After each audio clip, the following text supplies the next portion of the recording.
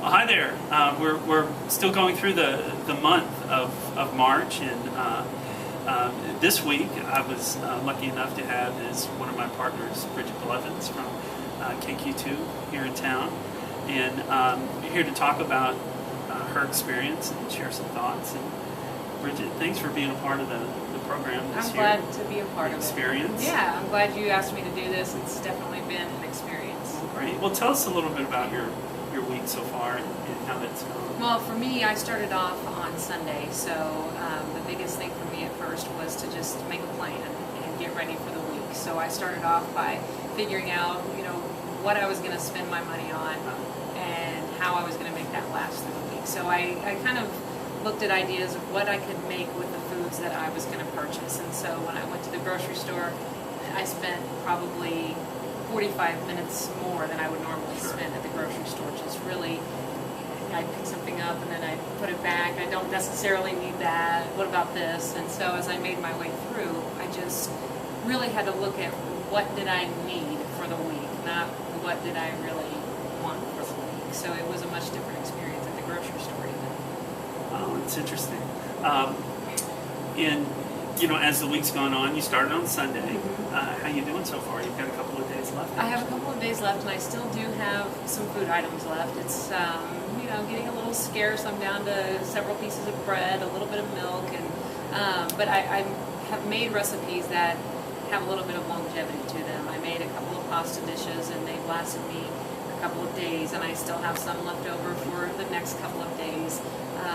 But it's definitely been an eye-opener for me, just looking at some of the things that I might purchase normally that don't always get used. But with this, I know every single thing that I've bought will get used. When we talked recently, you mentioned that you love to cook. Yeah. Have you seen that as kind of a benefit this week?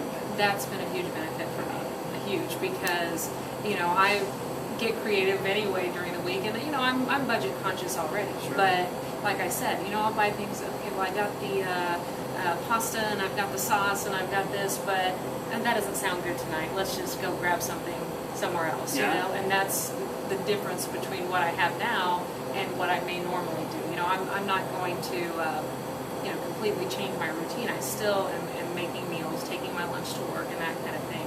But it's different because it's the same things day after day after day. And that's the one thing that's been a real bean struggle. soup. Yeah. Bean soup for me. That's what works for you. And I didn't even think of soup, but after I started doing this, a lot of people offered tips and tricks and things like that, and I kept saying, well, why don't you do this? Why don't you do this? And I thought, if I would only thought of that before I went shopping. Sure. Because I didn't have any money to spare. Yeah, my experience has always been that I can take the mishmash of things I have left and just dump it into a soup. Yeah. It doesn't taste that good.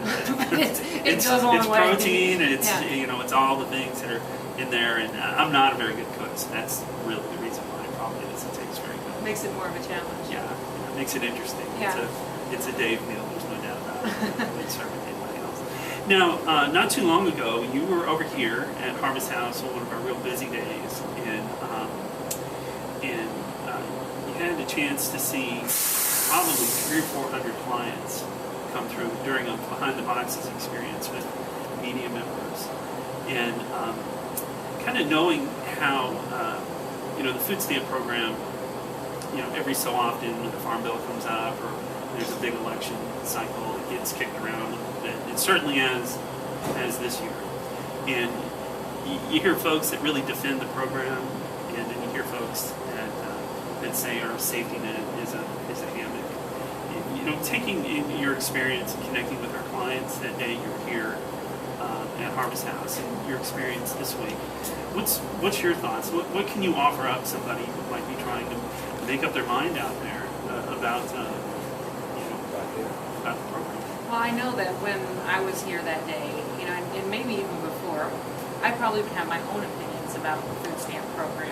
And I worked in a grocery store when I was in high school. I worked at Walmart when I was in college. So we took some of the different supplements that people would have, and so you saw all different kinds of people come through, and some you may have thought, well, do they really need that? that, and I think that's the question a lot of people have. But when I was here that day at the Harvest House, I saw people that really needed what they were getting. It wasn't like they were coming in just to get some extra stuff to have at home.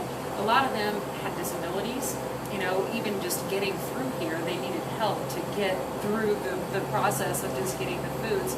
And some of them, you knew that was their food for the week. It wasn't like they were just coming in to get a handout. They were coming in to get food to live for the week or for the month. So, I think it definitely changed my perception of the need here in St. Joe. It's not that the majority of the population doesn't come here to help, or they don't come here to see the people that are coming through. So when you actually do come through, it does open your eyes to, how much of a need there really is for the people that come through here. Well, thanks so much, Bridget, everything. You were a great partner this week. Your blogging has been wonderful. You told a wonderful story that I think people who want to learn more about the program, want to understand what it's like. Great job telling that story. We're